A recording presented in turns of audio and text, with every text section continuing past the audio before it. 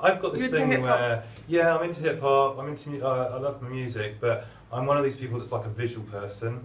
So you asked me to name a track by a singer, even all the famous ones. I haven't got a Scooby, but I know what I like that. So. Yeah, cool, fair play. Now, also, you used to paint yourself. Yeah, I guess Upfest started sort of like 8-9 years ago because I just wanted to have somewhere to paint and get a few friends around. I got made redundant a couple of times in a row, and yeah, that's kind of how it all sort of started. And nowadays, no, not so much. You know, the creativity around me, and it's kind of a bit of a busman's holiday. I feel I'm privileged in kind of curating the artists at the festival, creating the shows that we do, and for me, that's my form of art is the arrangement of them. I can understand that. I would love to see some of the work that you've done, but you've got some incredible artists like Agent Provocateur. I love his work. Yeah. You know, and obviously Chio. I got to talk about Mr. Graff. Yes. Look on t-shirt. Oh, I'm so jealous. Have you got any more of those? We've got t-shirts for the festival, so I could buy one. You can definitely get one. Right. Okay. So we just explain to listeners what we were rambling on about. Yeah, definitely. We were incredibly privileged about 8 months ago to be contacted by Mr. Men and Little Miss, the people that make the books, and they came to us about it's their 45th anniversary about bringing Mr. Men to the street. And that connection was done through a DJ which had played at the festival and said, if you want to take them to the street, take them to Upfest. So they came to us, and then we went back to them going, can you do a character? And they were like, well, yeah, what's the, you know? So we introduced them to Chio. Chio came up with a few different designs, and then came up with Mr. Graff, which I think is the 84th official Mr. Men character. So that's just, it's mind-blowing, isn't it? Imagine when you're going to be able to tell your daughter when she's a little bit older and read to look, this is Mr. Every kid loves Mr. Men. I loved Mr. Men when I was little, and now my boy still loves them, you know. She had a Mr. Graff t-shirt on yesterday, which I was going to send her to nursery in today, but when I went to pick it up, it was covered in stuff. So, gosh. Yeah. So are they actually, or have they actually made a book? They haven't. At the moment, they've said that the character might be used within other books that they write, because they generally, out of those 84, I think there's like 30 or 40 that they base their books around. I think we should start a petition somewhere, you know, to actually get Mr. Graff, because I think that's kind of new era Mr. Man. But yeah, absolutely. we've got Chio doing a huge mural at the festival inside of the tobacco factory, which is going to be Mr. Graff in a Mr. Man world.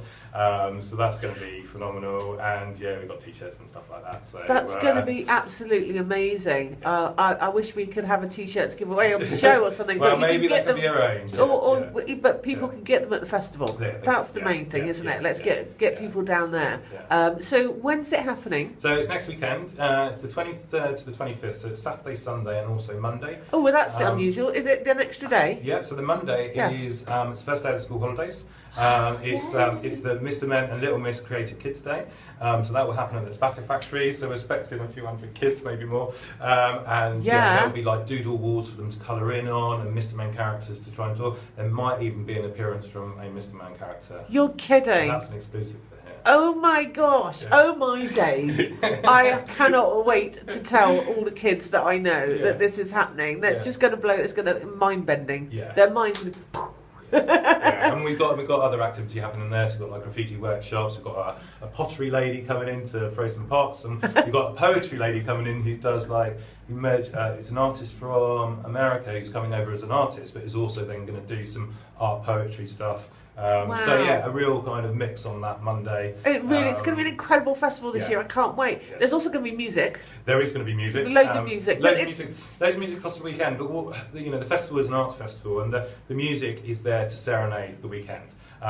We've made stages smaller over the years in order to kind of keep the festival transient. But yeah, wherever you are, you'll be able to hear tunes, and that will be from like King Kong Sound System to Invader FM to Biggie. All the guys are going to be doing something or jumping in. Cool. Lots of special guests. We've also got Reeks One Down, who's basically the world champion of beatboxing. Awesome. So he's going to come and do a quick set at the festival, and then there's a night at the South Bank Club. With Reese One and there's a group of other sort of beatboxers. I'm so excited! It's going to be such a cool weekend. Does it cost? Do people have to pay? The festival is free, and that's what we've tried to keep, and we try to, and at the moment we're achieving it. That's amazing. The festival's free. There's a few things to pay for, such as if you do a graffiti workshop, but the actual festival, to come and watch the artists, listen to the music, that's all free. There's an after party at the Small Horse, and then also the Reef Swamp night down at the South Bank Club. Awesome. Lots going on. So you must be running around a bit like a headless chicken at the moment. Yeah. It's become a bit more of a well-oiled machine. So actually, the planning's a lot easier, and we're kind of feel like we're in a good place. But it just gets bigger, and with big, then you have more volunteers to manage, and so the festival is only possible because we work with around 100 volunteers. Really? That's how we keep it free, So we've got other companies which give up their time and experience to help us out. So Plaster doing a PR for us. We've got good old Wilmot Dixon, which are bringing in like 15 construction guys for a day to help us set up. So lots of local and ETM who are going to be doing all our rubbish recycling. So like people like that, just giving up their time or their staff's time. That's incredible, isn't it? Keep the festival going. Well, it wouldn't be able to happen with people like Plaster and that, would it? That's amazing. That's so good to hear. I'm really, really pleased about that. And of course, you said you had 30,000 last year. Yeah. These sort of events do keep growing. So they do. I think we're kind of hopefully looking at sort of 30 to 35. Do you suggest that people don't drive? Absolutely, yeah. So if you're coming from Bristol, just hop on a bus. I think it's number 24 or 25. Yeah, good hop idea. on a bus to Bedminster. Yeah. It's not difficult to get to. It's a 15-minute walk from the centre. Exactly. Please don't bring your cars. There'll be places to park. Well, it's bad enough parking anyway, isn't it? So without adding to all of that. Yeah. Is Inky, we mentioned it earlier before the news, he's going to be there this year? Yeah, he's doing a big mural on the side of the South Bank Club, so it's a new venue for us, and so he's doing like a 4-storey building. Oh my gosh. So that's going to look really cool. Wow. We also just wanted to mention that the festival supports NACAWA, which is the National Association of Children and Alcoholics. Yes, of course. Over the last 8 years, we've raised about 40 grand for them. So if you come to the festival, it's a free festival. If you see somebody with a brochure, it's only a £5. Please buy it. All of the money goes to them. There will also be cake stalls and stuff where you can buy lovely cakes from them, and all that money just helping them. They operate a confidential phone line. They're based in Bristol, and they do phenomenal work answering calls from kids which are affected by alcoholism within the family unit. So a few weeks after you were on, we got one of the volunteers on the show. Amazing. And he talked about his own experiences growing up as a child of an alcoholic, and it really touched a lot of people's hearts, and the work that they do there is phenomenal. The lady who runs the place is incredible. It really is an amazing charity and close to so many people's hearts. So it's really fantastic to hear someone like yourself and the Upfest supporting such an important charity. It's not just about raising money; it's raising awareness. It's getting that telephone number to as many kids as possible. So to hit that kid that needs it. And also raising awareness so that they can then generate more money and stuff to keep themselves going. So it's a it's so sad that we need something like this, but it is so important. It's shocking to hear how much and how often those phone calls are used. Those phone numbers. I mean, like they've answered hundreds of thousands of calls in their time, and like they're not anti-drinking. The festival's not anti-drinking, but it's about drinking responsibly. It's about if you've got issues, then go and speak to somebody.